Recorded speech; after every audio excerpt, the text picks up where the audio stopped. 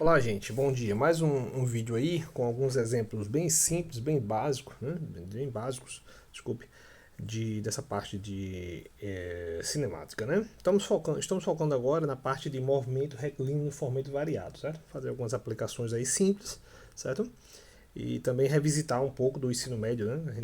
Os outros exemplos aí a gente revisitou um pouco do ensino médio aí, né? Para dar uma recapitulada aí rápida. Então, vamos para mais um exemplo bem simples, tá bom? Então, esse é um problema que vai fazer uso, né, da chamada equação de Torricelli, né? Famosa aí para a maioria dos estudantes do ensino médio, né?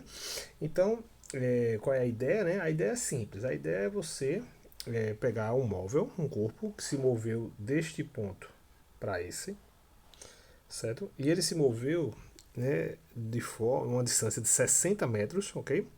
E ele se moveu de uma maneira a ter uma desaceleração, né? Então ele chegou aqui nesse ponto inicial com a velocidade de 10 metros por segundo e teve uma desaceleração constante, ou seja, a aceleração, né, a taxa de variação da velocidade é constante, e sofreu uma desaceleração durante esse percurso de 60 metros até este ponto, onde ele tem velocidade de 5 metros por segundo.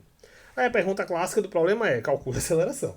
Bem, óbvio que isso é aplicação direta de fórmulas, eu vou só trabalhar um pouco aí essas equações, né, para não estar colocando a fórmula pronta e, né, usar um pouco da nossa matemática já da universidade, usar um pouco do cálculo, né? Então vamos lá. A aceleração formalmente, esquecendo um pouco aí o vetor por enquanto, problema dimensional, a aceleração, né, é essa expressãozinha aqui, tá bom? Então, a gente pode reformular, observe que eu não tenho tempo ainda no certo problema, eu tenho a distância e as duas velocidades, a velocidade de entrada no percurso e a velocidade de saída, né? Ou seja, a velocidade inicial e a velocidade final. Então eu não tenho tempo, então eu vou tentar me livrar do tempo. Então eu vou usar a regra da cadeia e escrever esta equação da derivada dessa forma aqui. Ó. Vou derivar em x e fazer dx dt, tá bom? Regra da cadeia direta. Quem é dx dt? Dx dt é igual a velocidade. Então eu vou substituir aqui. Então a aceleração na verdade é v dv dx. É outra forma, tá bom? O que é que eu faço agora? Escrevo dessa maneirazinha aqui, ó. Deixo tudo que tem V do lado, que não tem V do outro. Lembro que a aceleração é uma constante. E aí eu faço uma integral de ambos os lados. Eu meto uma integral aqui e outra integralzinha aqui. Tá bom? Que é essa próxima equaçãozinha que eu vou marcar para vocês aqui. Certo? Que é essa equaçãozinha aqui. Ó. Tá bom? Perdão. Essa equação aqui. Ó. Ok? Deixa eu descer aqui a tela para ficar mais claro.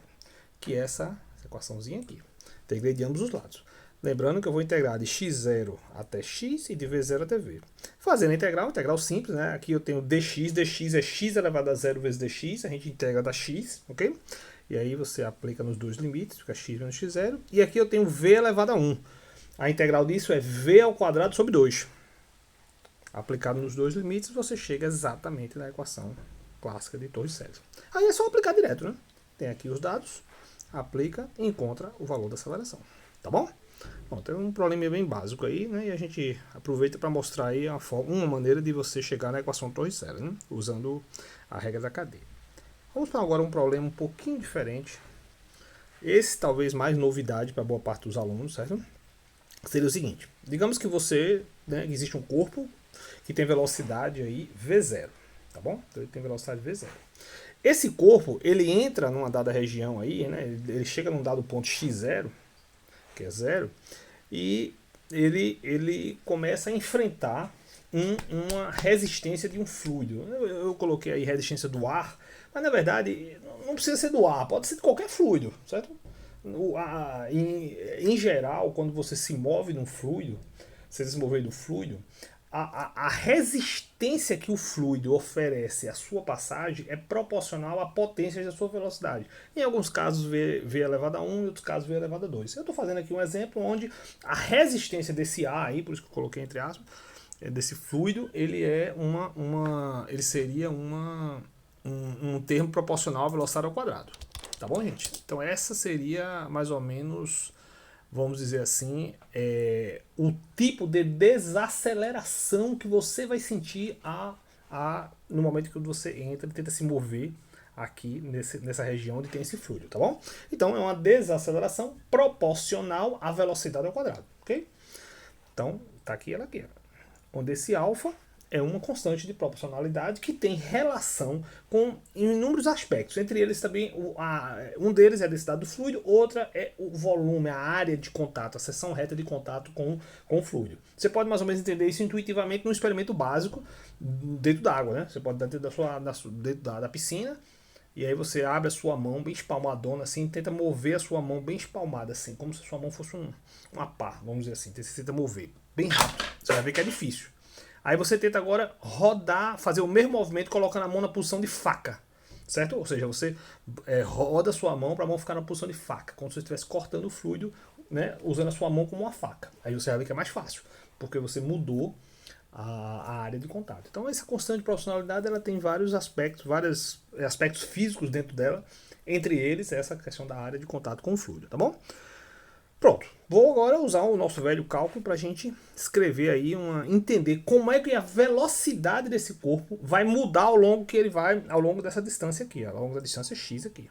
Certo? Ou seja, quando cresce x, o que acontece com o corpo? Basicamente é isso. A gente sabe o que acontece. Se você entra num local que tem resistência, tem atrito, né, tem uma desaceleração, você para. Né? Agora, como vai parar? A gente vai discutir isso agora. Vamos lá. Então, partimos novamente dessa equaçãozinha aqui. Substituo a aceleração pela expressãozinha que eu usei aí, empírica. Né? E aí, aqui, o dv dt eu escrevo da mesma maneira que eu escrevi para demonstrar Torricelli. dv dx, dx dt. Tá bom? Agora é só você lembrar que isso daqui é v e você chega nessa relação aqui. Corta v com v, né? E aí sobra um v do lado esquerdo e aí você chega nessa equação aqui, ó, onde eu já passei tudo que tem v para um lado e o que não tem eu deixei lá. Tá bom, gente? Agora é só integrar. Quando eu integro do lado de cá, eu vou ter o nosso velho ΔX. Quando eu integro aqui, isso aqui é dv sobre v. A integral disso é logaritmo natural. Tá bom? Aplicado nos dois limites da ln de v menos ln de v0. Lembrando que eu estou integrando entre os limites, onde você entra com v0 e você sai lá com velocidade v. Organizando isso com aquelas propriedades logaritmo, eu chego nessa expressãozinha aqui, ó. Tá bom? Então, agora é basicamente eu tomar a exponencial e eu vou escrever uma relação clássica para o movimento da resistência do ar. Há um decaimento exponencial da velocidade. Onde o momento onde você para tem a ver com esse acoplamento aí, alfa. Se esse alfa for muito grande, né? Certo? Se o alfa for muito grande, você tem uma resistência muito forte. Você para rápido. Para rápido. Se esse alfa for bem pequenininho, certo? A distância característica que você precisa andar para que a exponencial seja desprezível é da ordem de 1 sobre alfa. Então, se o alfa for bem pequenininho, praticamente não tem resistência. Aí a distância que você anda até parar é grande, entendeu? Então, é um decaimento exponencial onde a distância onde você anda, ela depende desse acoplamento aí. Quanto maior o acoplamento, menor a distância característica que você anda até parar. Quanto menor o acoplamento, maior essa distância que você anda até que o objeto seja freado pela resistência do ar. Tá bom, gente? Então é isso aí. Um abraço. Muito obrigado.